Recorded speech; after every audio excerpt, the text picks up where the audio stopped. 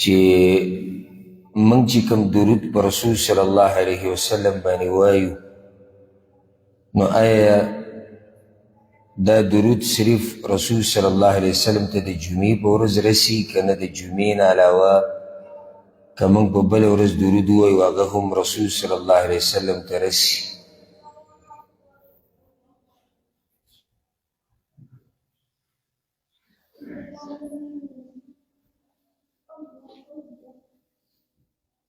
که د جمعې د ورځې نه علاوه په بله ورځ موږ درود په رسول صلی الله علیه وسلم باندې ووایو نو هغه هم رسول صلی الله علیه وسلم ته رسولی کیږي او که نه؟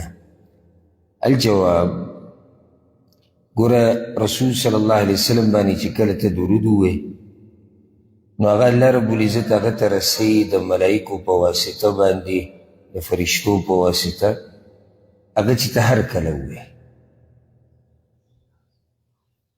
د درس به د اورېدلو فایده به دې ډېره اخیسته. نو صحیح حدیثونو کې دا خبره ثابته ده، لکه عبدالله بن مسعود رضی الله عنه حدیث دی، امام نسائی راوړی دی، رسول صلی الله علیه وسلم وی ان لله ملائکه سیاحین فی الارض یبلغونی من امتی السلام. د الله رب العزت داسې ملائکه او فرشتي دي چې هغوی په دې ځمکه ګرځي او د هغوی ډیوټي دا ده چې کله زما امتیان په ما باندې درود او سلام ووایي نو هغوی ما ته رارسوي. دا حدیث اوس عام حدیث دی. یو بل حدیث ته امام ابو داود راوړی، په هغې کې دی رسول الله وسلم وایي ما من احد یسلم علی، کله چې څوک په ما باندې درود او سلام ووایي الا رد الله علی روحي، الله ما ته زما روح راواپس کړي حتی ارد علیه السلام، چې زه د ده د سلام جواب ورکړم. دو حدیثونه دا مسله ثابتېږي چې ته کله هم په رسول صلی الله علیه وسلم باندې درود او سلام ووایې الله یې ورته رسوي ورته د ملایکو په واسطه باندې. یو خو چې دا خبره ثابته شوه چې رسول صلی الله علیه وسلم نه اوري زموږ دا خبره، که چېرته اورېدی نو بیا د ملایکو د پیغام رسولو ته ضرورت نه و چې ملایکې ورته رسوي، معنی ده چې رسول الله وسلم یې زموږ نه اوري. دویمه دا خبره تم ثابته شوه چې رسول صلی الله علیه وسلم وفات شوی دی، دنیوي ژوند یې ختم شوی دی. دلیل پې دا دی وایي الله زما روح راواپس کړي ماته. نو ژوندي سړي ته روح راواپس کېږي؟ که چېرته رسول وسلم ژوندی وی لکه څنګه چې د بعضو عقیده ده چې هغه حاضر ناظر دی او د هغه داسې ژوند دی څنګه چې د دنیا ژوند، نو بیا څه ضرورت شو د روح راواپس کېدو ته؟ روح بیا وتې چېرته تللې ده؟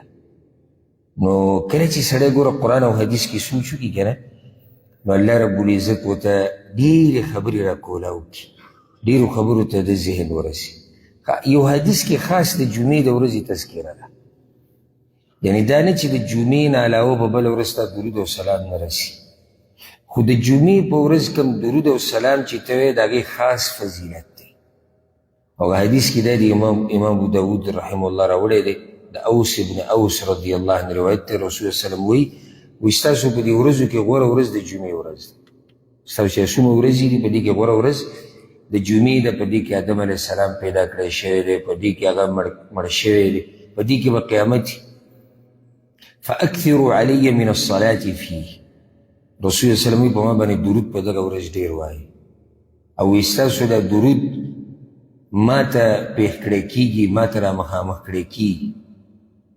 صحابو ته پوښتنه کې یا رسول الله وکیف تعرض صلاتنا علیک وقد ارمت، یا رسول الله زمونږ درود تا ته څنګه مخامخ کړی کېږي او تاسو خو به خاورې شوي یئ؟ نو رسول الله وسلم ورته ووایي ان الله عز وجل حرم علی الارض اجساد الانبیاء، الله په ځمکه باندې د انبیاو دا جسمونه حرام کړي دي، دا نه خاورې کېږي. هسې دې حدیث هم ګوره یو فایده راووته چې د صحابه کرامو دا عقیده وه چې کله رسول الله وسلم وفات شو معنی هغه به دنیوي ژوند به یې ختم وي. که چېرته د هغوی دا عقیده وی چې پیغمبر صلی الله علیه وسلم ورته ښوولي چې زه به حاضر ناظر یم، که زه د دنیا نه لاړم شم نو بیا به دا قسمه سوال هغوی نه کولی.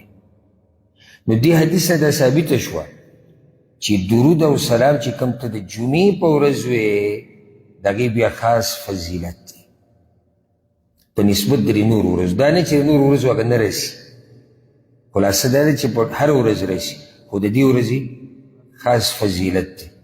دې کې به څه وجې الله اعلم بعضو علماو څه وجې ذکر کړي دي. یوه ده، یو حدیث کې داسې راځي هغې کې رسول صلی الله علیه وسلم دا خبره ذکر کړې ده او دا حدیث امام ابن ماجه راوړی دی چې رسول صلی الله علیه وسلم په ما درود ډېر وایي د جمعې په ورځ، ځکه چې د جمعې دې ورځې ته ملایکه او فرشتې هم حاضري کوي. ملایکه او فرشتې د جمعې دې ورځې ته حاضري کوي. نو دا د جمعې د ورځې خاصیت دی، نو چې ته په دې ورځ درود وې هغه هم بیا خاص دی.